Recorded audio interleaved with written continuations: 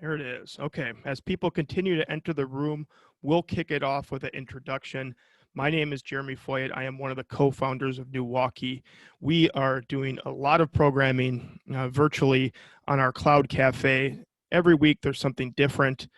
This week we have a very special one. Obviously, it's a timely event due to future career paths and always people discovering what they want to do with their careers. But we teamed up with the Lueder Financial Group at Northwestern Mutual around a program called Reinventing Your Career Path. Some of you, or most of you, have probably got the assessment that you could fill out, and Matt and Sadie and Jayla are going to talk about that once we get going. But really, I'm here to introduce them and talk a little about the program. So they'll go into that assessment a little bit. They'll talk about what it means and what you can get out of that. And really what from here is a open conversation. I'll just go over a little bit of housekeeping. There's a Q&A function. If you do have any questions, you can use the Q&A function. The chat will be disabled. So use the Q&A function so we can kind of filter those questions and make sure we're answering them at the end. But without further ado, I'm going to introduce Matt Lueder, the president of Lueder Financial Group at Northwestern Mutual. And I will let you take it over from here, Matt. Awesome. Thank you, Jeremy. And good afternoon, everyone. Thank you for joining us this afternoon. As Jeremy said, I'm Matt Lueder, the managing partner of the Lueder Financial Group of Northwestern Mutual here in Milwaukee. And our firm is a proud sponsor of the NEWaukee Cloud Cafe.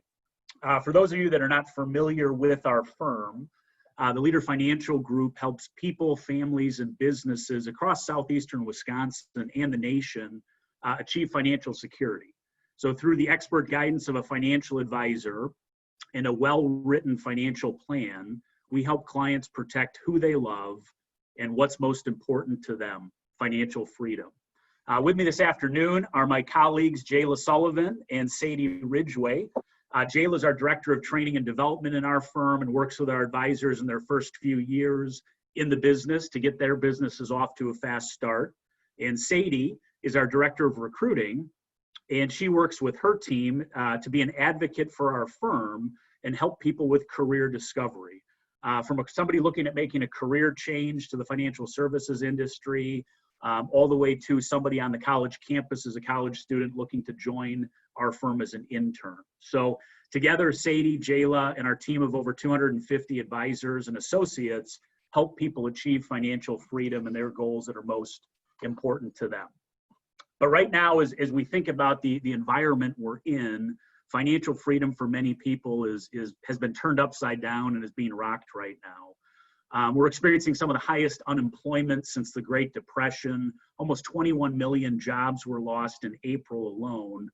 That month, unemployment was 14.7% in the U.S. and 13.6% in the state of Wisconsin. Right now, as we sit here, we're thankful to see some of those jobs coming back, but many industries and businesses are still reeling and trying to regain footing. And we're very aware of that and sensitive to that. So as we go into today, one of the things I was thinking about is perhaps you or someone you know has been laid off or furloughed and has heard those soul-crushing words, sorry, but your role has been eliminated. Certainly not something that anybody wants to hear. Or even before the pandemic, perhaps you had heard you're not quite right for this role, or you're not ready for that promotion. If those words ring a bell with you and have limited your professional success in the past, it's time today to change your future. So we've got a unique opportunity right here, right now, to work with you in this virtual setting to really help you reflect on where you've been and work towards reinventing yourself to build your future.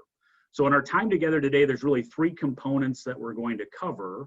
The first is helping you discover your why.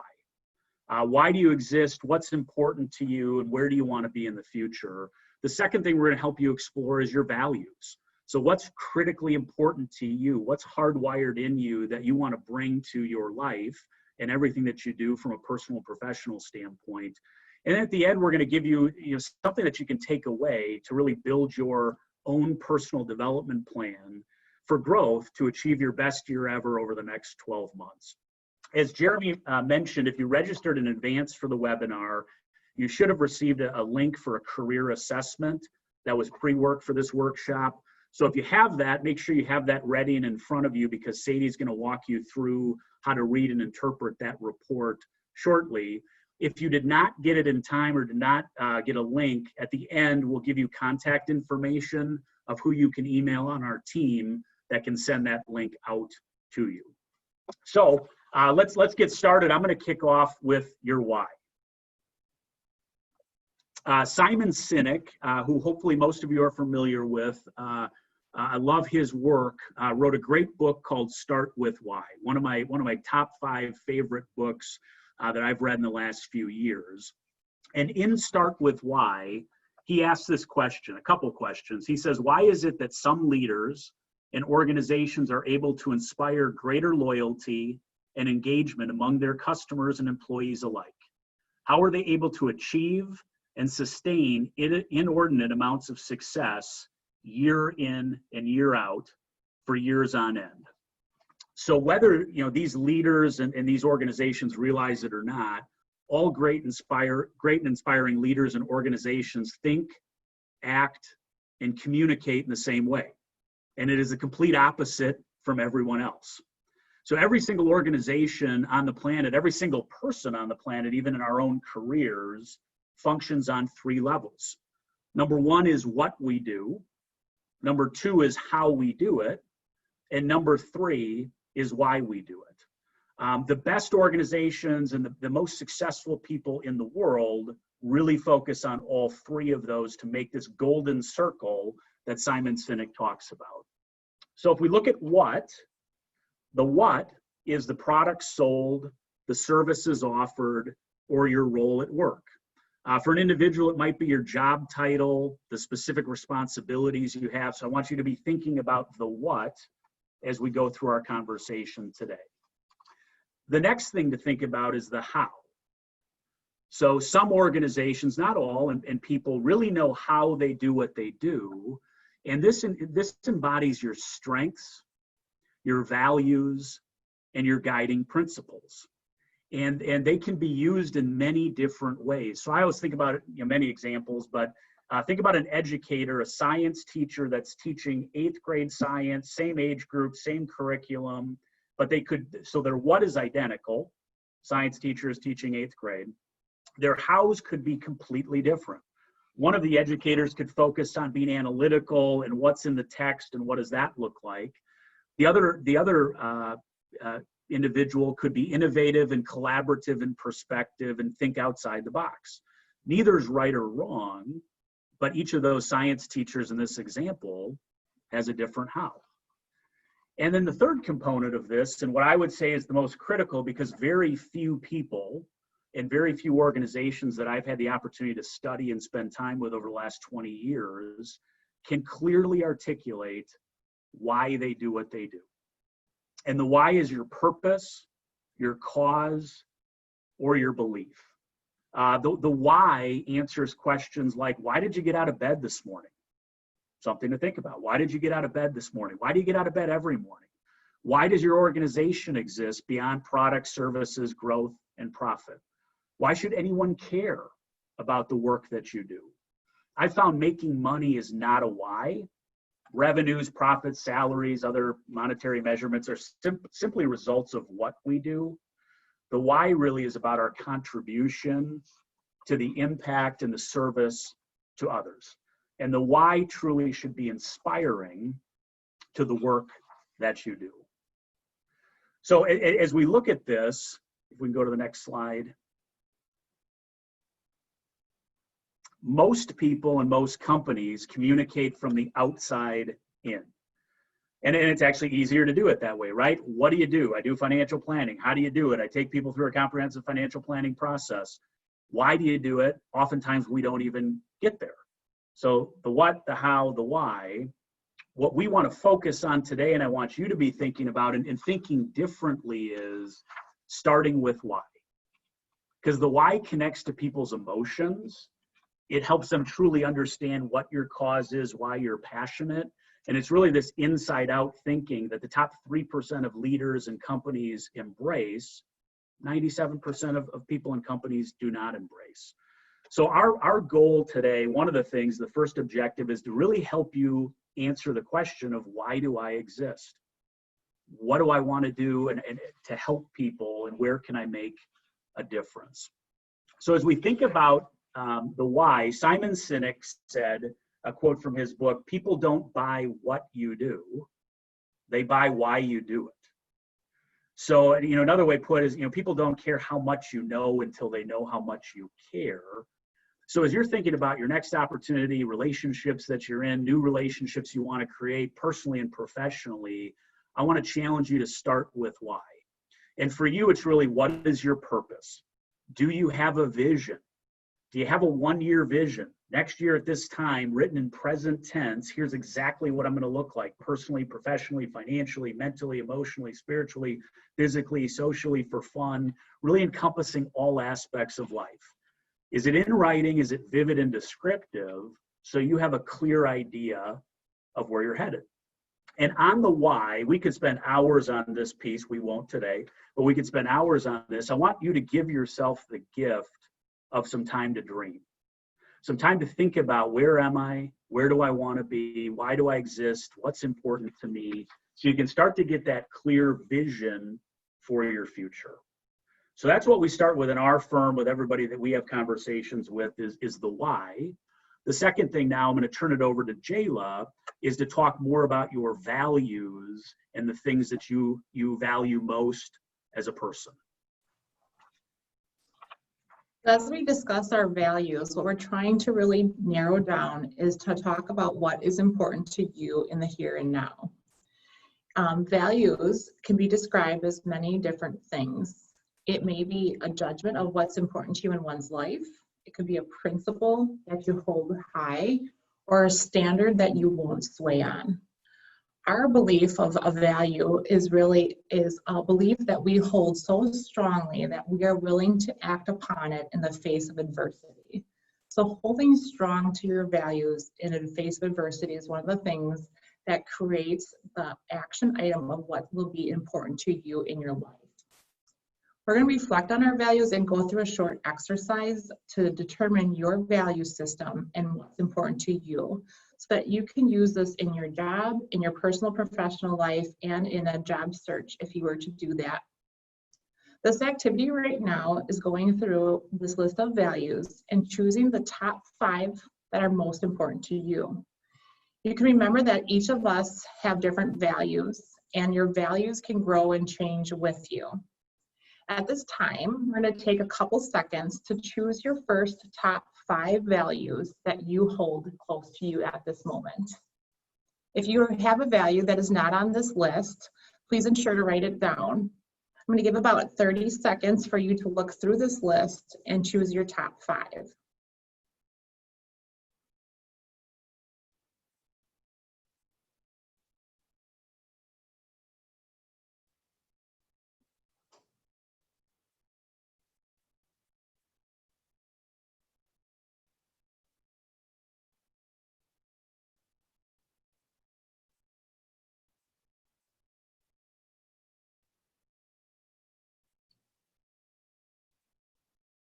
Once you have chosen your top 5, now take the time to narrow that down to your top 3 values.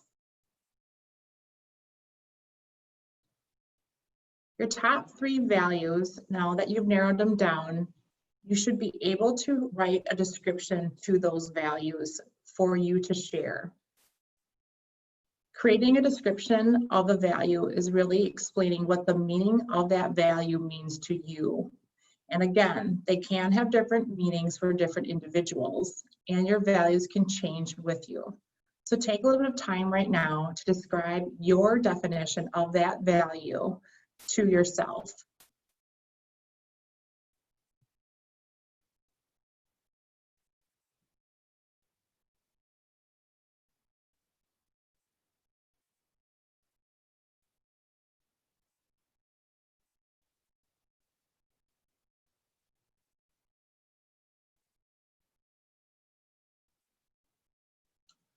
So as I mentioned before, it may take a little while to develop and define those values, and values can change and grow with you. I'm going to share my values from when I was 23 versus now, as my circumstances have changed and the meanings of my values also have changed and grown with me. So when I was 23, my values were respect, and that definition was so broad that it covered so many things on different levels. Growth, and at the time, the growth was more about monetary growth versus professional growth. And then fun. So I chose a job at 23 where I was able to travel and experience those values and grow upon my professional career. Now, having an 11-year-old and a 3-year-old, my value system has changed quite a bit. My fulfillment of my values right now are fulfillment, family, and happiness. The definition of fulfillment for me is making a noticeable impact. Family really means, the definition for me is about my work-life balance.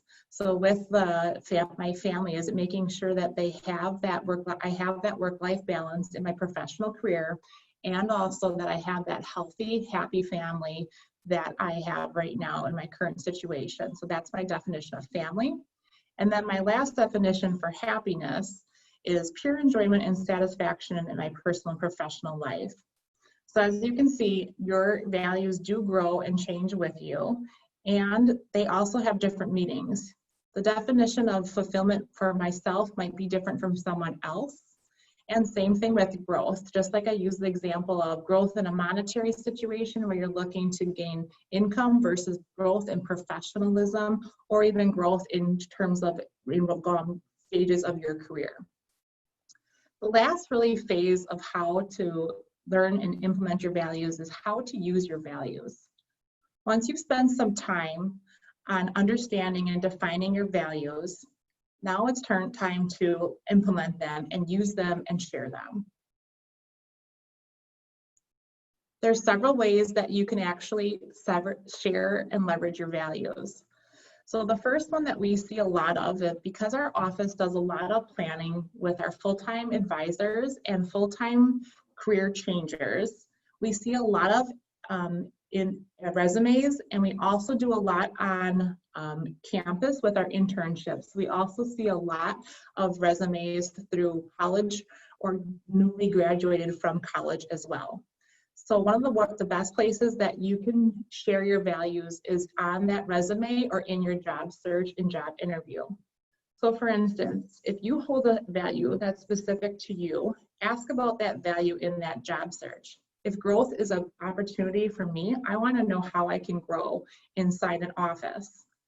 Also, if I want to have fun in my career, ask, how do you have fun in your office? And then the other opportunity for this is to put your values on your resume. So you know that objective line that's on the first top part of your resume? Don't put that I'm looking for an entry-level position to grow. Put something that stands out for you, and also share those values while you're networking, or if you're at a career fair, share that as well. So for instance, if you looked at Matt Leader's LinkedIn page, you'll see that he's a lifelong learner and he's passionate to grow others. If you come up to a job interview and you stand out by saying, you know what, I want to make an impact in my community, I want to leave an imprint on what I do, you're going to stand out to someone else who's actually saying, I want that entry-level position for an opportunity to grow. So make yourself stand out. The other piece is to also use that on your LinkedIn page. A lot of our companies are looking at LinkedIn pages to do your job search while you are looking at jobs. They look at those LinkedIn pages to view your resume and to view your past history. So some good examples are champion of change, growing your career, or even putting specific mantras, words, or phrases, or your values on your resume or your LinkedIn page also helps identify and make yourself stand out. The other piece to this is that annual vision planning. You want to make sure that your values are in your vision planning and that you're holding true to yourself by using those values in there. The final piece is to share our values in the Lueder Financial Group. So our values are courage, excellence, gratitude, and integrity. We have had the opportunity to share these with individuals coming into our firm, But those values, as well as our vision and mission, wasn't created by Matt Leader. However, it was created as a team of our individuals and the whole organization who can share those values, define those values, and then also create this culture of caring that we have in our office to make sure that we're actually implementing those values. So our definition of integrity or courage or gratitude or excellence might be different than yours, but our values truly do stand out. And you'll see in our office that we really want to impact the Milwaukee community, and we do so by holding true to our values.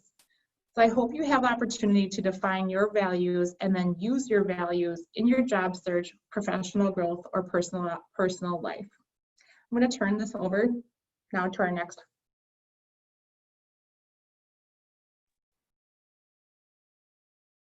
Hi, everyone. At this point in the webinar, I want to invite you all to open up your personal career assessment. Hopefully, most of you had time to get this completed prior to joining us today. But if you didn't, as Matt mentioned earlier, feel free to complete it at your leisure and reach out after completion. And I am more than happy to go through those results with you and take you through your personal assessment, as well as send you over the results. So let's dig into what this career assessment is all about. First and foremost, I want to emphasize that it is by no means a test. There's not a pass or a fail or a right or wrong assessment to have on this. It's purely just to figure out how to be the best version of you and understanding why and how you do the things that you do, both on a personal and professional level. My goal today here is to help you understand how you operate, how you communicate with others, how you foster those relationships, and help you, do so more effectively and efficiently. There are 18 different profiles in which hopefully you will connect with 3 to 4 of them, and the remaining 75% of those you probably will not have too much connection to. And then I also want to point out the red line that you will see in the middle of your graph. Now, your red line is very important as we go through these results. However, it does not matter where your red line falls.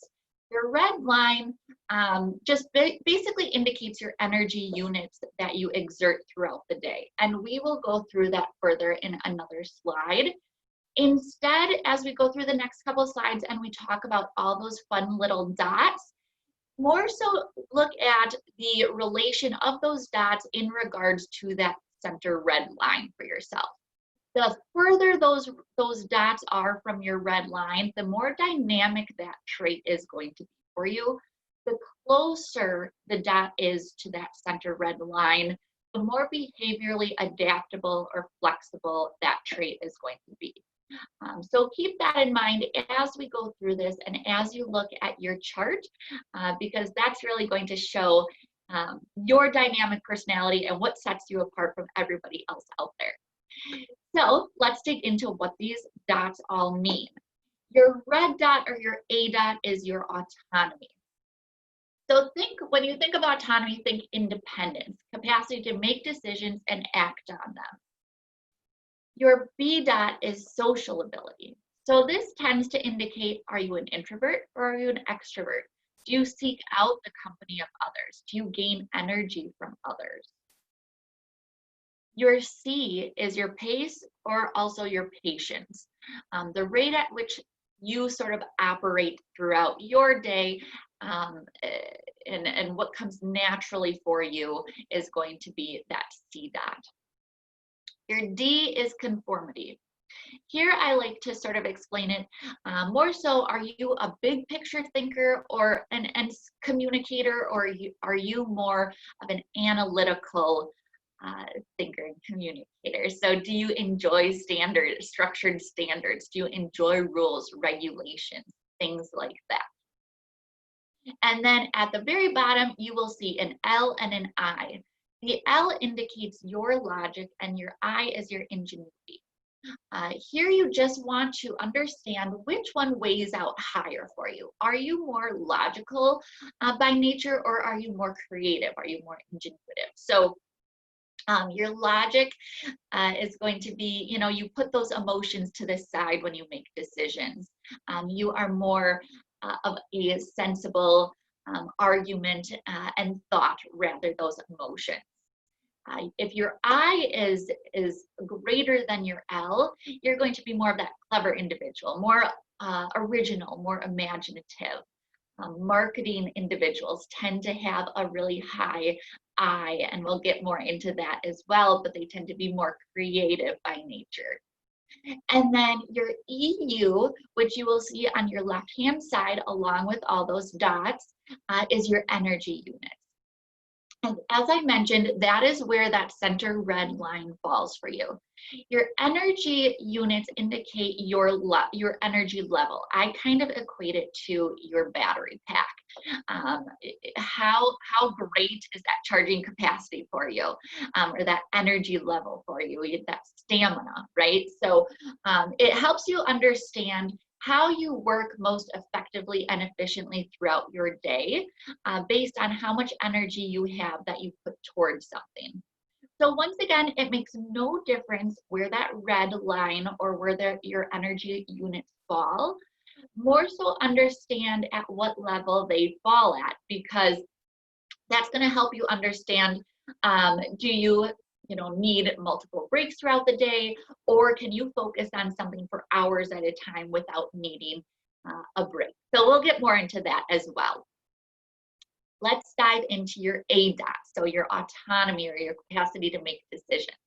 If you are A to the left, you are more of a peacemaker. You're more diplomatic, more helpful by nature, more unselfish and supportive. Things of more team mentality is going to feel a lot better to you, something where you have that support, that camaraderie. You're going to really enjoy that. If you are A to the right, think more, you are more of a visionary, more independent, typically more headstrong, more risk-oriented. Something a little bit more entrepreneurial might make more sense for you if you are A to the right, because you do strive for that control.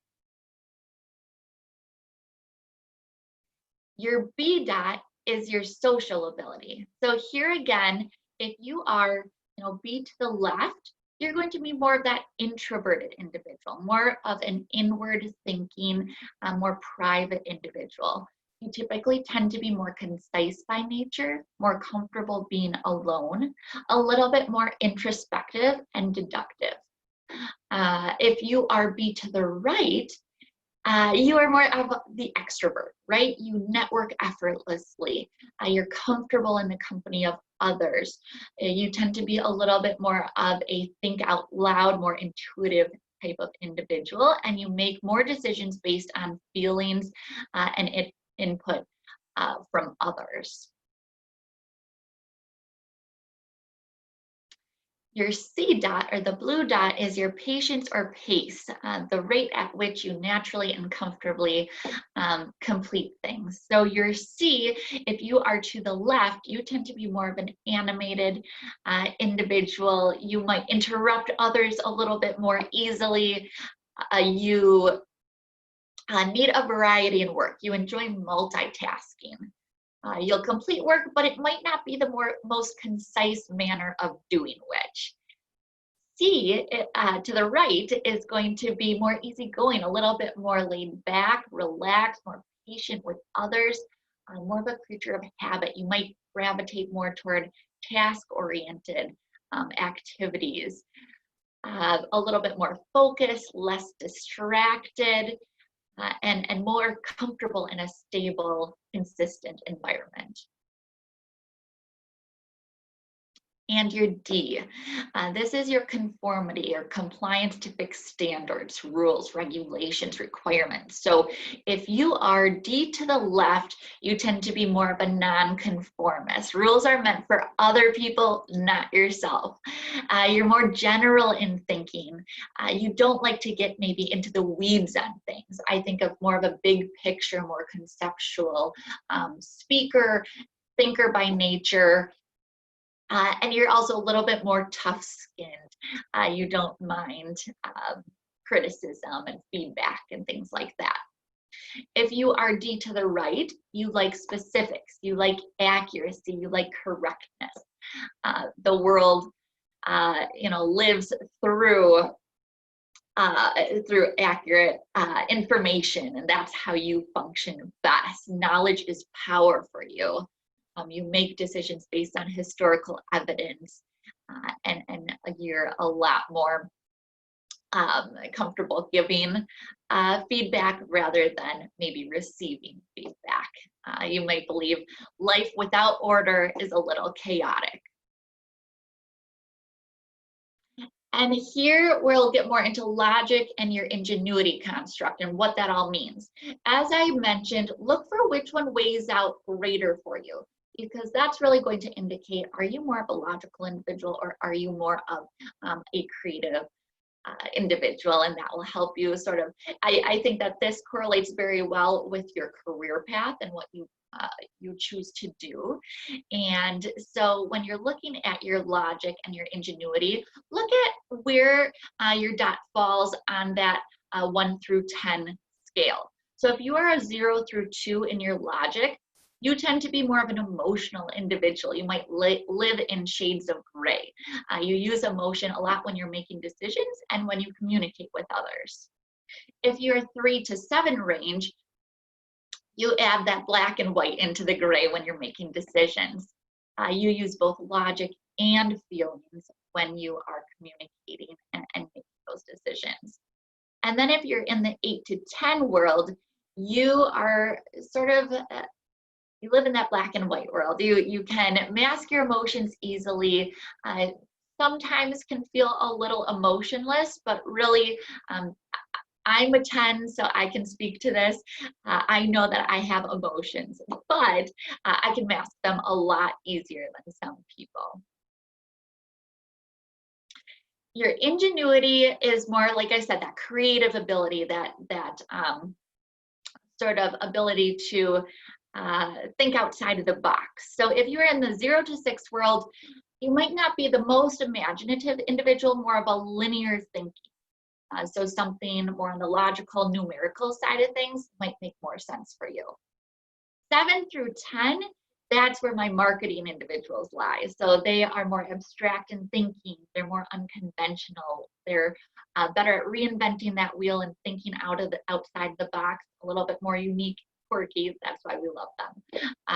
So that can sort of explain the logic and ingenuity side of things. So like I mentioned, you typically use both when you're making decisions, but you just want to understand which one weighs out greater for you than the other. And then that brings me to energy units. So here again, like I said, this is your battery pack. This is your ability to recharge throughout the day. You just want to understand how quickly you can recharge and how many breaks you need to take maybe to redirect throughout the day to make the most of your productivity. So if you are between 0 and 10, you have more of that low energy, you need to mix it up quite a bit throughout the day. 11 to 30 would be more that AA battery. You need time to charge throughout the day. You tend to be a really good multitasker, but you might need, quite a few breaks throughout the day as well, just to make sure that you're staying focused. 31 to 60, that's average energy. Think of that as your C battery. You can operate quite a bit longer without breaks. You might be able to go a couple hours. And then 61 to 90, that's going to be your D battery. You can keep going. You're the Energizer Bunny. You can work all day without tiring. And so that's a good space to be, but you also need to know not to tire yourself out. You need to know when to give yourself a break. So these are all really good, useful things for you to know just how you operate and how you can make the most of your days. And then my final slide here, you'll see this nice little bell curve. So I want to give you guys a minute or two to look at this and just sort of take in words that resonate with you. As you can see, that red line at the center where it says A, B, C, and D, compare that to wherever your red line falls. And then as I explained, your dots, the closer they are to that red line, the more flexible or the more adaptable that trait is for you. So if you're really close to that center line, look at that set of words right to the right or left of the A, B, C, and D. As you grow, as your dots get further from those red lines, start to look in whatever category based on percentile those fall in, and you'll see where you lie. Like I said, take a peek at any words that resonate for you and can help you as you're pinpointing your personality.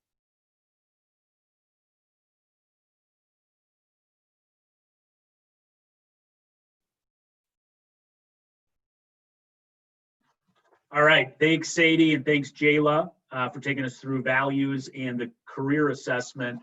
I'm going to take you through the final piece of our presentation today, which is around personal development plan.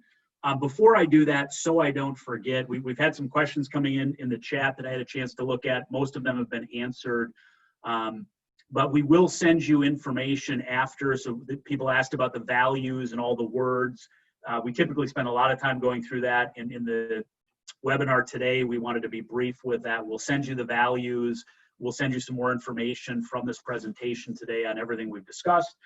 We will also at the end give you an email contact person that you can send an email to for the career assessment. If you didn't receive it or didn't receive your results or haven't had a chance to complete it yet, we will send that out to you. One of the questions that was in the chat that I wanted to answer because it ties into what I talked about with the why, and it's going to tie into personal development planning right now. The question is, how do you create an annual or vision planning during a pandemic when nothing is predictable or certain? Really good question. I think, first and foremost, none of us have lived through a pandemic before. So we're living in uncertain times, and I really recognize and understand that, and it's hard. It's easier when things are calmer and we're not in the middle of a pandemic. What I focus on though is really controlling the controllables. So what can you control in your life? Give yourself permission to dream and kind of take off the guardrails of what is going on. And again, I recognize there's a lot going on in the world today, but try to free your mind for a moment, 15 minutes, 30 minutes, an hour, to take off all the guardrails and shut out all the outside noise to dream. And to think about, if anything was possible, if fear didn't exist, where would I want to be in the next year? Where would I want to be in the next 5 years? Because what I found, at least for me, is I would rather get out of the gates and away from the starting line, pursuing something I'm excited about, and rather than sitting at the starting line, not moving and waiting for something to happen. Oftentimes when I do that, I'll get to that place I wanted to be and realize, this is a nice place, but wasn't exactly where I thought it isn't exactly what I thought it would be, but I feel good when I'm taking action because I just believe things happen for us, not to us. So I'm really trying to be as positive as I can be, especially right now, to think through what are the lessons, what are the silver linings right now in the current state we're in, and that this is happening for us, not to us. So what can I learn and how can I grow going through this? So hopefully that was helpful in answering that question of just control the controllables, pick one thing in life that you want to pursue and chase and get after. And that'll tie in now to the personal development planning. So for the last 20 years, I've had the opportunity, and I didn't create any of this, but with great coaching, mentoring, and support, I've had great people help me think through a personal development plan. So every year I've had a plan that looks like this, that really breaks down into details where I'm going, what I want to do, what I need to do to grow as a human being. So you'll get a copy of this personal development plan template at the conclusion of this meeting today. I'm going to pull a few things out of this to highlight. So the first is thinking about your goals. And I always want people to come up with their top 2 to 3 goals personally and their top 2 to 3 goals professionally. At a minimum, have one. As I mentioned before, if you're going to start somewhere, pick one goal that's important to you that you could take action on and start working towards. And I want those goals to be as descriptive as possible so you really can define what you're looking to accomplish in the goal. And then I have these 3 goals personally and professionally in front of me every morning when I read my personal development plan. So that's going to come out of some of your why, some of the vision planning, the dreaming that you're doing to think about, between now and the end of the year, or, now and the end of 2021, what do I want to be achieving that I would be proud of and feel great about progress made during that time. The second thing that we want to look at, and the career assessment helps with some of this, is really starting to think about what are your top 5 strengths and opportunities. Strength Finder, I know a lot of people go through that. It's a great book. It gives you an assessment. It identifies your top 5 strengths. I've been through that many times. That's a good tool to use. The other thing I always encourage people to do is do self-reflection. And this is hard. We all can identify our opportunities, our challenges. I've got 1,000 things I'm not good at, and it's very easy for me and everybody around me to tell me what I'm not good at. It's sometimes harder to be humble and say, hey, these are the things I'm really good at. So do a self-reflection on strengths and opportunities. And then what I would encourage you to do is ask 3 to 5 people in your life, could be at work, could be personally, I would do a mix of both, but ask them for feedback. Ask them if they'd give you the gift of their time for 5-10 minutes and give them the assignment in advance. Hey, would you think about the top 5 strengths, the top 5 opportunities you see in me, knowing me as you do? And could we have a 15-minute phone call in the next week for me to gather your feedback? Now that open, you have to have courage to do that because you may hear some things that you don't want to hear. So if you're inviting people in to share with you how they experience you, you have to be open to that feedback. But I learn the most when I get feedback from other people. How do they experience me? How do they observe me? What do they see are my strengths and opportunities? So I want those 5 strengths, 5 opportunities in front of you, in front of me every day. So in the morning when I'm looking at that, I say, how can I maximize my strengths? And what am I going to do to work on my opportunities today?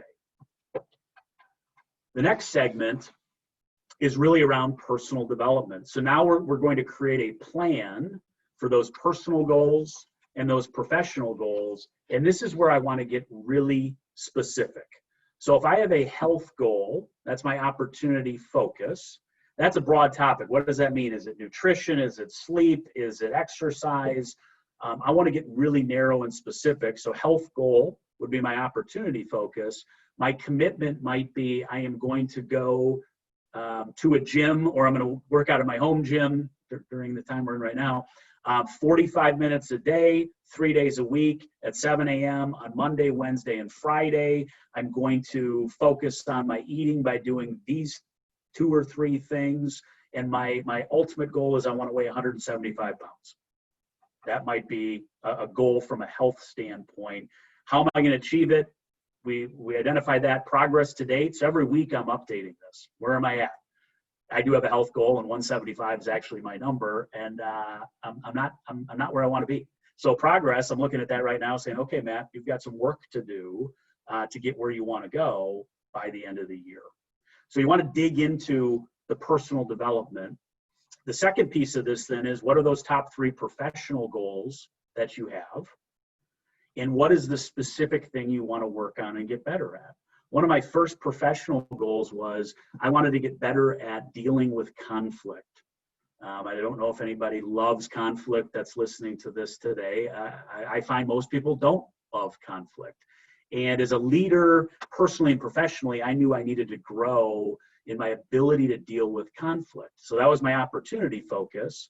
My commitment was, over the course of 6 months, I was going to read a few books, on one being Dealing with Difficult People in Conversations, study the book, practice it, create a courage journal that every day I was going to note when I had the opportunity to deal with conflict, and I was going to engage an accountability partner to help me with that. So I was checking in that progress, and my target date was at the end of 6 months. I was going to reassess where I was with dealing with conflict.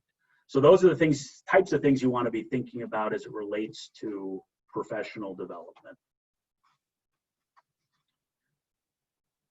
The last piece then, as you look at this, again, I love it. It's on one page. I like things simple. I've got my vision, I've got my values, and I've got my one-page personal development plan in front of me every morning to review it. There's some mornings I don't want to review it. There's some mornings I'm tired. There's some mornings I just want to skip it. But I challenge myself to make sure I'm reviewing this one page on a daily basis.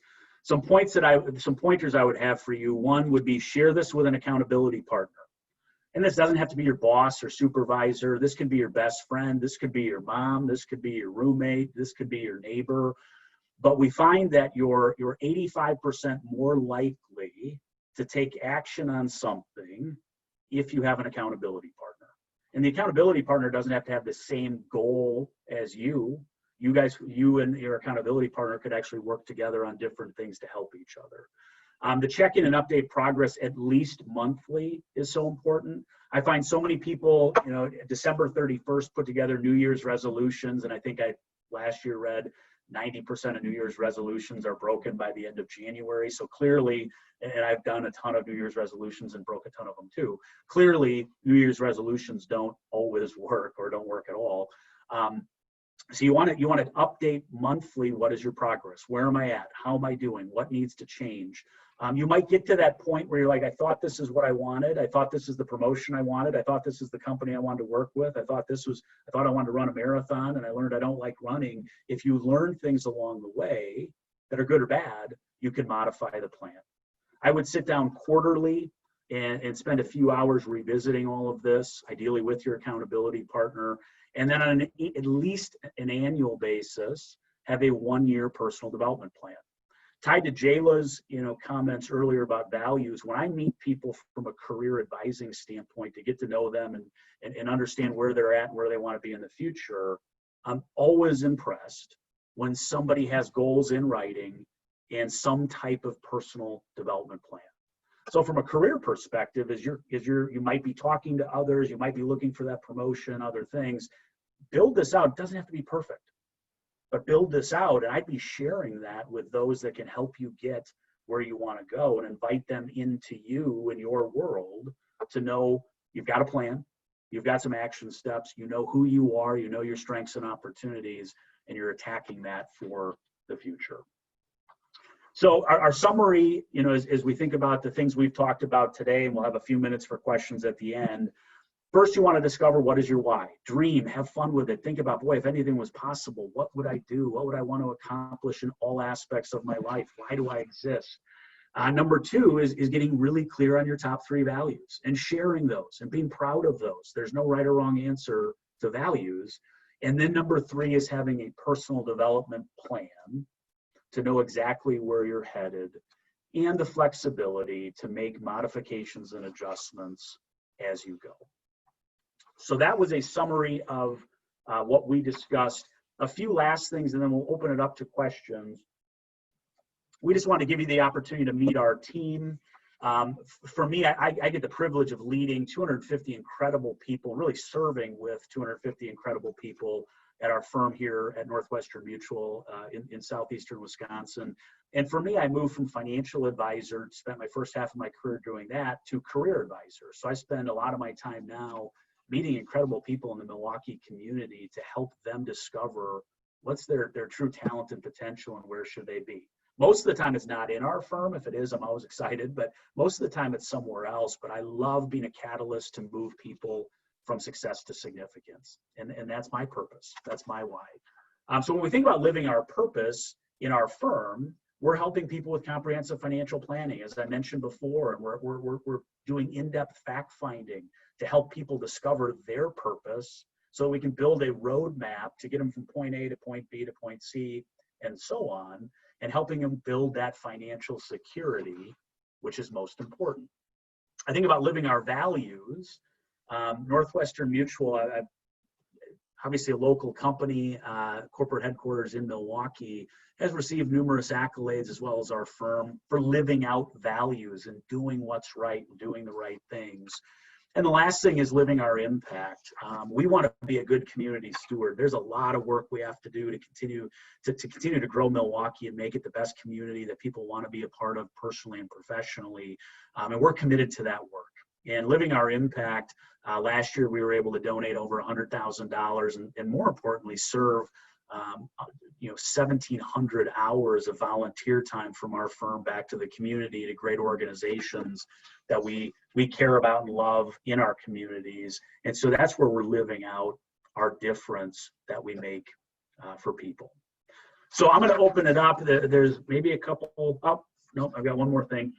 So our offer to you, and especially during these difficult times, and again, I want to help as many people as I can. My goal is to help 1 million people over my lifetime make great decisions personally and professionally. If you'd like to reserve a coaching session with our team to one-on-one interpret your career assessment results, to build a personal development plan, explore career opportunities, here and other places, we'd love for you to do that. We'd love to offer that to you. So you can call us at 414-224-5000 or email Jayla, and you've got her email address, so make sure that you take that down. Again, email Jayla if you did not get the survey, if you haven't signed up for it yet, or you didn't get your results, and Jayla can get all of that to you within the next few days as well. So anything our firm can do to continue to partner with all of you individually is what excites us and we're proud of. And over the last 8 years, it's been awesome working with NEWaukee to move Milwaukee forward in great directions. So Jeremy, I thank you and your entire team for giving us this opportunity to give back and spend time with this great group. So we'll open it up to questions. If there are any, you can put them in the chat bar. We've got a few minutes for that.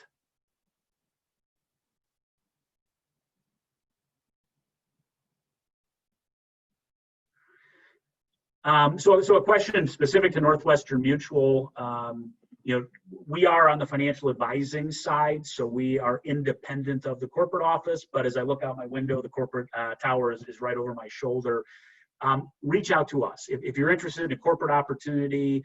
That was the question: corporate versus the financial advising firm opportunity. Reach out to Sadie, Jayla, or myself. And we can help you navigate through what you should be thinking about, what roles you might want to take a look at the corporate office. So happy to partner with you on that.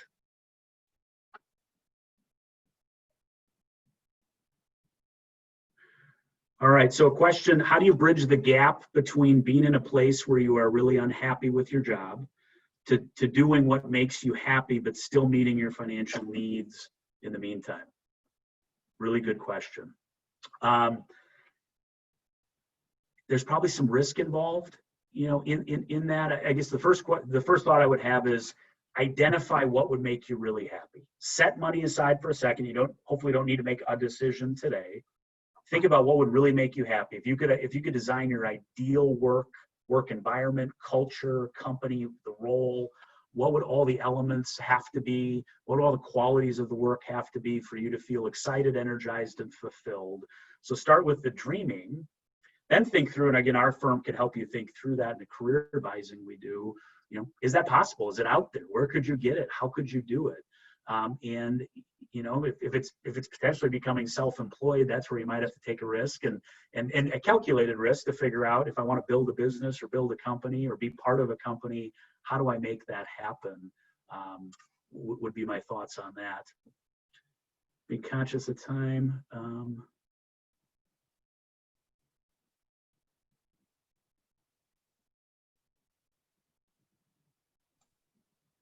Can you repeat your lifetime goal of helping people?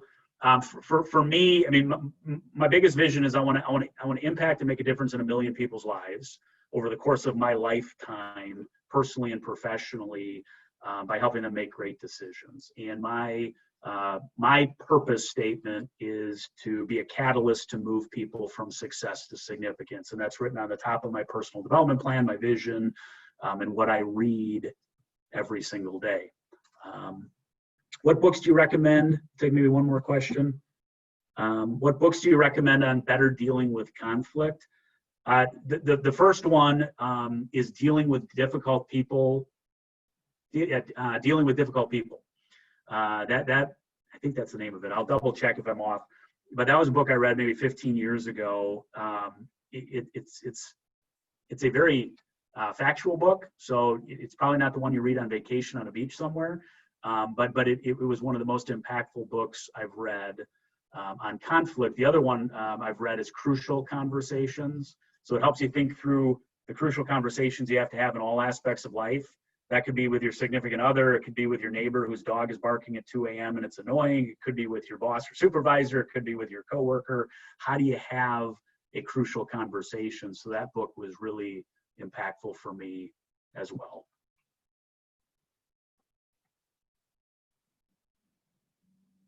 I think we've answered everything. Jayla's nodding.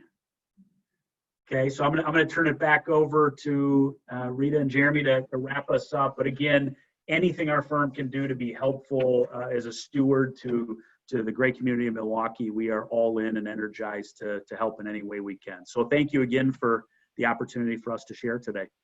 Of course. Thank you all so much for attending, and huge shout out to Matt, Jayla, and Sadie for taking us through this presentation, which is very timely and hopefully valuable to all of you. As Jeremy mentioned at the beginning, we have a number of programs happening on our Cloud Cafe, and you can find out what we have coming up by signing up for our newsletter or just going to our website at NEWaukee.com. Thank you again to the Lueder Financial Group, and we will see everyone soon. Have a good day.